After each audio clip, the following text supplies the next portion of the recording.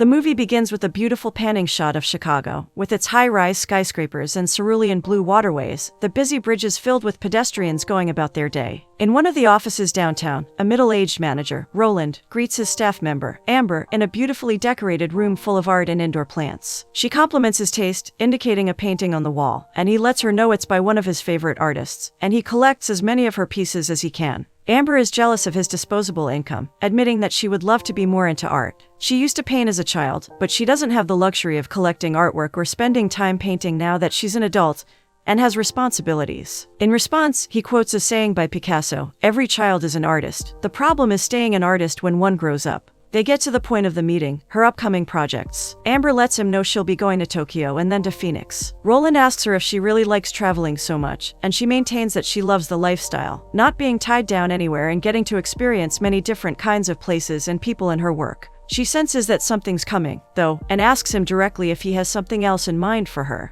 Appreciating her honesty, he informs her that based on her track record at the company, they want to offer her a directorship based in their international office in London. She doesn't need to apply, the job would be hers, if she wants it, but she needs to let them know by the end of the week because they have someone else lined up in case she declines. Amber is hesitant, unwilling to say yes immediately, and asks for a few days to think about it, promising she will have an answer by the deadline. She's torn between the incredible salary increase and the prospect of being able to have the income she'd need to pursue her passions, but at the cost of settling down in one place, which she's never really wanted to do. Later that day, Amber calls her mother Barbara, who lets her know that her father Brick has fallen over and sprained his ankle. It's Founders Day coming up, and she's stressed because it'll be the busiest time of year in their little cafe, and she has no help. Her sister Charlene, who usually helps out, is heavily pregnant. Amber hadn't realized she was so far along. It seems like it's been a while since she last visited home. Her mother begs her to come and help out, because they have nobody else to ask. Reluctantly, Amber agrees out of a sense of responsibility to her family, knowing that she still has to give her boss an answer about the directorship sooner rather than later. Her mother sighs in relief as she hangs up, even as Amber frowns in consternation. Amber gets off the plane and presents her phone to pay for a bus ticket to Whitbrook. The bus driver, a handsome young man, shakes his head as she approaches, letting her know they don't accept contactless payments. Amber rifles through her purse, pulling out pounds, euros, and credit cards, but doesn't have any US dollars on her at all. Exasperated, the man stares her down, and she begs him to let her on the bus, explaining that the highways are backed up so she'll never be able to get there by Uber. He takes pity on her and lets her on the bus without paying, joking that she'll have to work off the value of her ticket. At her parents' home, a young boy called Teddy runs into the kitchen, where his parents, Charlene and her husband, are helping prepare dinner for Amber's arrival. They chat about the arrival of the new baby, Brick sitting with his leg up in a cast. He offers her some of his freshly brewed Founders Day punch, which he makes every year, but it's far too sugary and he sighs, annoyed that he's made the recipe wrong. Meanwhile, Amber approaches the house with her luggage, making her way up a green, leaf-covered lawn and onto the sprawling porch. Barbara rushes to greet her, excited to have her home, and leads her into the kitchen where the rest of the family are still congregated, chopping vegetables. Everyone is very happy to see her, and Amber protests that they act like she's been away forever. Her mom complains that although she visits often, she never stays long. She's only ever there for a couple of days. Charlene steps in to defend her sister, claiming that she's a powerful career woman and Barbara shouldn't be trying to make her feel guilty. Trying to start a new topic of conversation, Amber calls out for Teddy, who comes rushing downstairs to greet her with the drawing he made of himself flying a plane. Already knowing about her nephew's interest in being a pilot, Amber has brought him a model plane, which he grabs with enthusiasm and runs off, excited to play with it. At the town center, the young bus driver from earlier hands over the keys to the manager. It seems he's not a real bus driver, he's actually a carpenter, but he just helps out doing jobs around town and has been pitching in for Founders Day because of the influx of tourists. He hints that he's going to be busy for the next week or so and won't be able to help out anymore. Then he calls his sister about the website, which isn't up yet, and asks her to work hard on it because everything has to be perfect. Back at Amber's parents' house, the family is having dinner and talking about Amber's travels. Teddy begs her to take him along with her, but Charlene reprimands him and jokes that he can go when he can afford to pay for it himself. Amber's mother asks her about her love life, and exasperatedly Amber replies that if she had a boyfriend, Barbara would have been the first to know about it. She promises that she's happy and doesn't need anyone else in her life to define who she is. On the surface, she projects the image of being a strong career woman, but we know that she's still unsure about whether she's going to take up the job in London. She specifically avoids the topic with her family, not wanting to bring up the chance that she may permanently relocate across the ocean. Later, the young handsome carpenter rings the bell, and Amber is taken aback to see him at the door. He implies she owes him a coffee because they both said the same thing at the same time upon seeing each other, but she doesn't buy that it's a real thing. Teddy comes running out of the house, greeting the man, Jason, enthusiastically, and asking him very bluntly if he thinks Amber is pretty. Embarrassed, Amber tries to talk around it, but Jason simply smiles and agrees with the boy. Barbara emerges from within carrying a big bag of clothes that she's donating to the Founders Day charity drive, the reason why Jason stopped by. He accepts the basket with a grin and heads off, leaving Amber watching curiously after him. Despite her protestations that she doesn't need a man in her life, it looks like there's a spark there, and she's interested to know more about this mysterious charitable bus driver who seems to know her family. That evening, Brick is still trying to perfect his punch when Barbara brings up the topic of Jason being single, causing Amber to roll her eyes. She comments that it's been almost 4 hours since he left, so her mother must have been holding back from not mentioning it for this long. To get away from her family's teasing, she walks over to some paintings on the wall. They're her paintings from when she was a child. It looks like her parents have them displayed all over the house. She tells them about the beautiful painting she saw in her boss's office yesterday, that the scenery reminded her of her grandmother. Her mother reminds her that they still have her grandmother's house where they had all the happy memories with her. Amber jokes around with her sister about some of the times when they were little, and we get the impression that they really are a big happy family. That night, in her childhood bedroom, Amber uncovers a painting she was working on before she left and smiles fondly at the memory. It seems that being home is affecting her more than she realized. The next morning, she's awoken by a call from Roland asking about her decision, but she tells him she's not thought about it yet. Then she heads off to start work at the cafe, meeting her old friend Beth on the way. Beth hands her some flyers and lets her know that she's doing a play for Founders Day, begging her to help out with painting the scenery as they're shorthanded and Amber's artistry was legendary in Whitbrook before she left. Reluctant to commit too much time, Amber hesitates, but upon Beth's insistence, she agrees to help out. It's then that Beth reveals Amber will be working with Jason, the carpenter, piquing her interest more than a little. It seems like she can't stop running into him. That theory is proven true as, heading through the park on her journey, she bumps into the man himself, out for a jog. They stop to get breakfast together and he inquires as to why she's not already at the cafe. It seems as though words got out quickly that she's helping out. Charlene is covering the morning shift, as it turns out, and Jason admits that he's relieved to see the cafe busy again. Amber wasn't aware that it had ever been quiet, so he quickly shuts up, concerned that he shouldn't have opened his mouth. His phone pings, saving him from having to reply to her queries about the cafe's well-being. Amber comments about how often it's gone off since they started talking. He lets her in on the fact that he and his sister are the last living descendants of Whitbrook's founders. Therefore, they're heavily involved in the Founders' Day celebrations. His phone's going off because of all the preparations. Amber offers her expertise in project management, seeing that he's under pressure from the organization, and he thanks her sincerely and lets her know he'll stop by the cafe later on. At the cafe later on, Charlene and their waitress and barista Molly are teaching Amber about the different kinds of coffee to training her how to run the place. After getting her agreement to babysit Teddy that night, they both leave Amber and Barbara to it for the afternoon.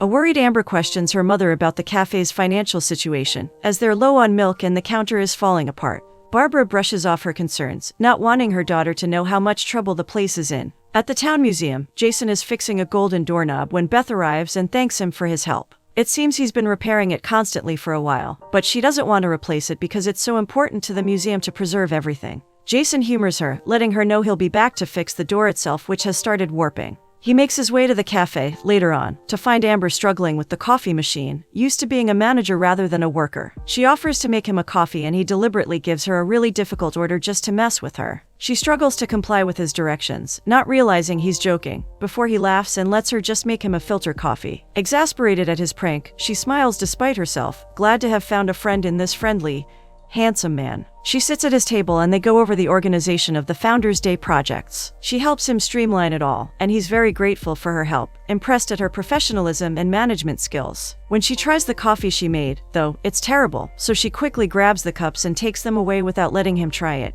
As Amber leaves and locks up, her father asks her to take the van over to Molly's house, to keep it out of the way for Founders' Day. Unfortunately, Amber's never driven a stick before, so once again she struggles to accomplish the task, stuttering it all the way over to Molly's place and halting right in the driveway. Jason pulls up behind her in his truck and an embarrassed Amber admits she can't drive manual, so he gives her a push, helping her roll it up to the front of the house. Molly is shocked that Amber knows Jason. It turns out she's his little sister. She heads inside at their invitation, happy to get to know him a little better. Jason brings her a coffee, a much better one than she served at the cafe, and they sit in the office at his house and chat. Amber reveals that, like Molly, she used to want to be an artist when she was in college. Although she went into project management as a career, she never forgot the feeling of having a paintbrush in her hand and thinking that the blank canvas in front of her could be anything she wanted. Jason is impressed. He didn't know she was artistic, and had assumed that because of her profession, she wasn't the creative type. They talk about traveling, and Jason reveals that he once went traveling, and wanted to be a blogger exploring the world, but was forced to return home when his parents died and Molly needed him.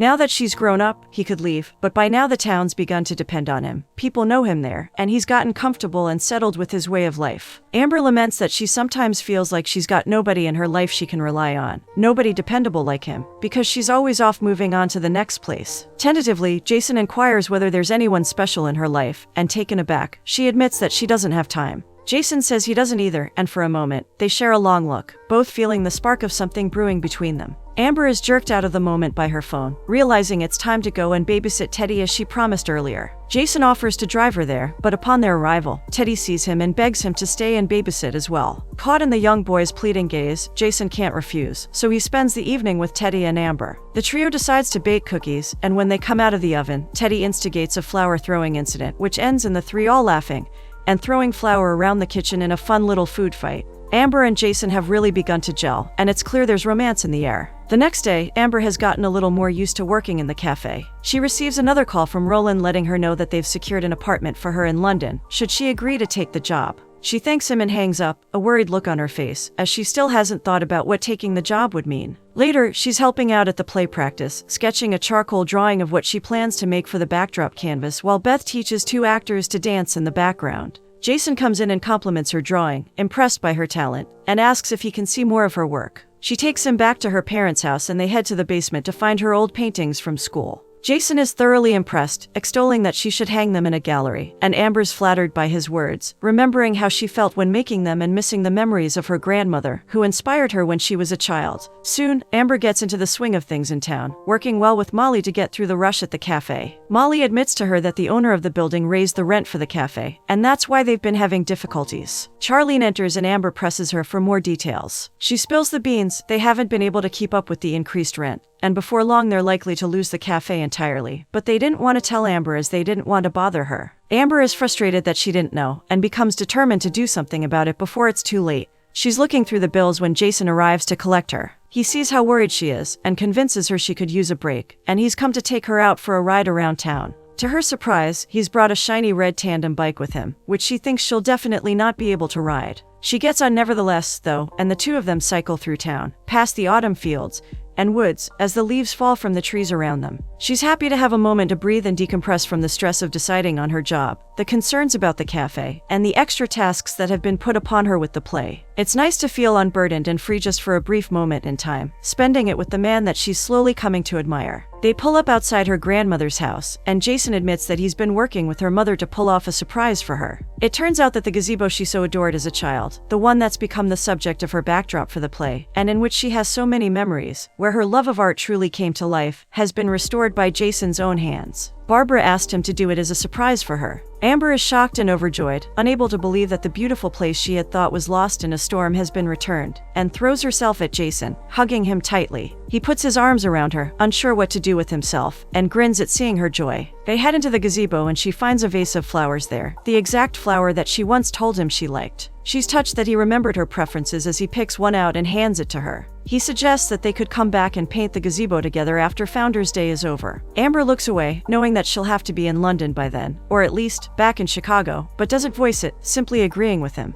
It's clear that she's torn between her responsibility and what her heart truly desires, spending more time back home, with her family and this wonderful man that has walked into her life and helped her remember the reason she loves painting. Jason goes to fetch her drawing from the play, and together they decide to start working on the backdrop right there. They get to work, then decide to take a short break in the gazebo itself. They share stories about their past, laughing together happily, and Amber decides to finally address the elephant in the room, and asks Jason why he's doing all this. The gazebo, the flowers, the cafe counter, the van, he's offered to help her so much, and she wants to know why he's putting himself out for her. After all, he barely knows her. Jason pauses, unsure how to respond, then simply replies that he wants to know her better. It seems like this is his way of spending more time with her and exploring the lingering feelings between them. Back at the cafe later on, Beth is talking to Amber about a bell they have on display at the museum, which would be great to use in the play. Amber promises to pick it up when she drops off the backdrop at the fair. Charlene stops by and teases her about how much time she's spending with Jason, and Amber asserts that it's a strictly professional relationship.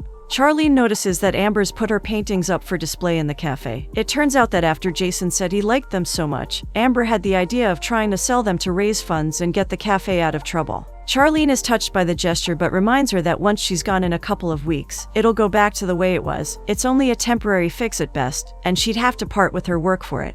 Disheartened, Amber is forced to try and think of another way. Molly and Amber are looking over the Founders Day website, working on it together, when the owner of the building, Mr. Krumholz, comes into the cafe and takes a liking to one of her paintings. Excited, Amber approaches him, and he immediately offers to buy it from her. She sits back down, thrilled that she's had her first sale, and Molly congratulates her. At closing time, the two of them shut the cafe and head over to help out with the Founders Day charity car wash which is happening over the road. Jason is there, already taking part, and the pair head over, quickly launching into a water fight with the hose, laughing as Jason gets soaked by their assault. Not long after, Jason and Amber head over to where Beth is organizing the actors, elated that they've raised some more money for the museum's funds. The actors perform their parts flawlessly during practice, and everyone claps heartily to see the play finally coming together. Beth is really happy with the way everything is progressing as they watch the actors practicing the proposal scene. The play depicts the meeting and marriage of the town's founders, Jason's ancestors, and it draws several parallels to Amber's situation, as Mr. Whitbrook only chose to stay there because of his wife-to-be, Annabelle. She watches them wistfully, knowing that soon, she's going to have to make a decision herself. Later on, they're working on the backdrop together when Jason asks Amber the dreaded question, what's next for her? After Founders Day, when she's going to be leaving the town, where's she headed? She reluctantly divulges that although she was due to head to Tokyo, she's had a permanent offer in London.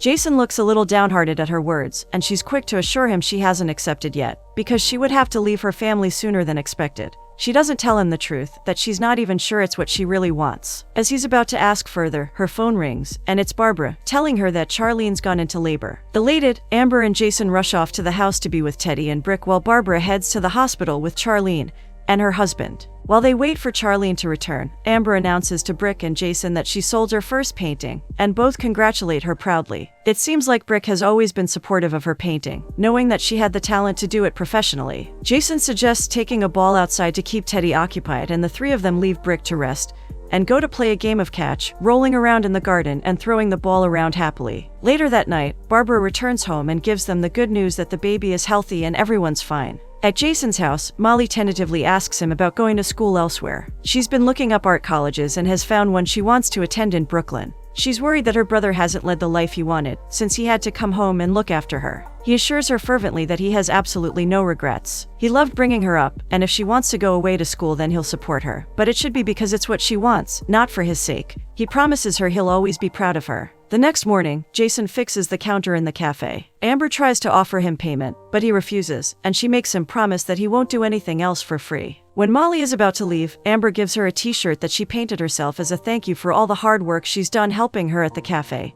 and with Founders Day. Then Charlene brings the baby in, and Amber is all smiles as she embraces her new niece for the first time. Barbara has to hold back tears, thrilled to have her girls together again and to be welcoming a new grandchild into the family. Unable to hold it back anymore, Amber finally sits them down and admits that she got the job offer in London, and she doesn't know what to do about it. To her surprise, both Barbara and Charlene urge her to accept it, because she'd finally be able to settle down somewhere rather than constantly traveling. They promise her they can cope without her, and Amber feels like a huge weight has been lifted off her chest when she embraces them, knowing she has their full support in whatever she decides to do. Jason is looking at travel websites when Molly returns home. He tries to hide it, thinking it's stupid, but she encourages him. Amber's gotten into his head, and it's a good thing. If she goes away for school, he could resume his travels which he had to give up so long ago. Jason sits back, thinking about it, unsure of what his heart is telling him to do. That night, the town is setting up for the Founders Day fair. Jason comes by Brick's booth looking for Amber, as he can't find her anywhere to finish the backdrop.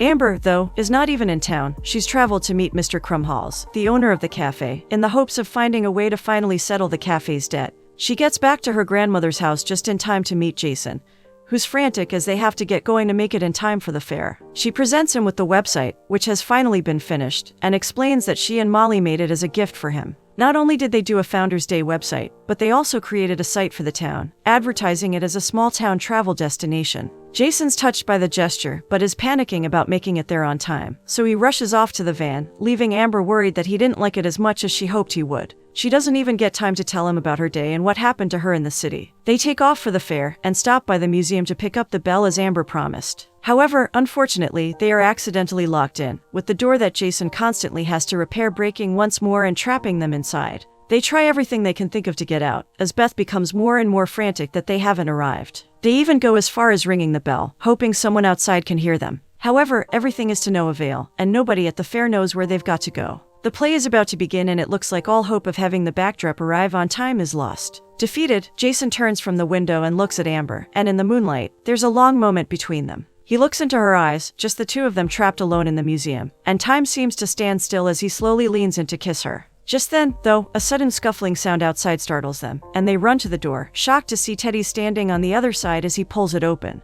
He heard the bell and came to their rescue. Elated, they rush out, all thoughts of romance forgotten as they try to make it to the play on time. Beth is overjoyed to see them, and Jason immediately starts getting things set up. As he does, Amber gets a call from Roland, and Jason overhears her talking about the exciting new opportunity. His heart sinks as he believes she's taken the job in London. Oblivious, Amber stands with her family and waits for the play to begin as the town gathers around the stage in celebration. In the proposal scene, Molly catches Jason looking wistfully over at Amber. When the play ends, everyone applauds happily, and then the crowd disperses, as jovial music begins to play and people move to the dance floor. Amber gathers her family around to make an announcement. With a deep breath, she tells them about her visit to Mr. Krumholz. As it turns out, the lease contains a clause that the owner is unable to raise the rent without notice, and since Mr. Krumholz didn't give them any, she challenged him about it. He agreed to give them 2 months rent-free as a conciliation, and additionally, wanted to help them expand to add an art gallery, raise sales, and help them keep up with the new payments. He wants Amber's paintings to be featured in it.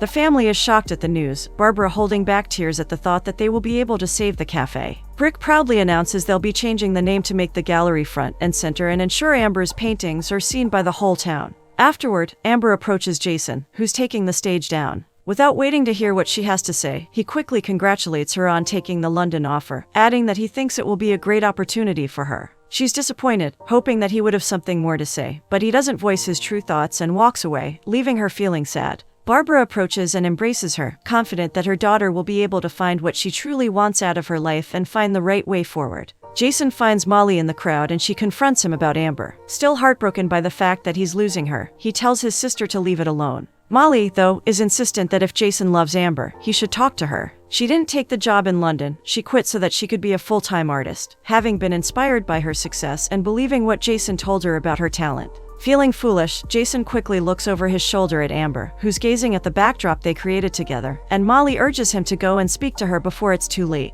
Jason rushes up to the stage and blurts out an apology. He shouldn't have assumed that Amber had taken the job, and he only brushed her off because he was hurt, because he didn't think he mattered to her. She's tearful, though, because although now he's making things clear, it's too late. She's quit her job and she's decided to go traveling. She wants to work on her art, work on herself, and see the parts of the world that she's only witnessed through meeting rooms. Elated at her confession, Jason professes that he wants to travel as well, and asks to go together. Excitedly, they begin to plan everywhere they'll go and everything they'll do, and overcome with joy. Jason takes her in his arms and kisses her soundly, only then realizing that they are still up on stage and lit by the spotlight. The whole town is watching them. Applause breaks out from the onlookers as the couple kiss, and they break apart in embarrassment. But Jason can't keep his hands off her and pulls her into another embrace, ecstatic about the future they're planning together.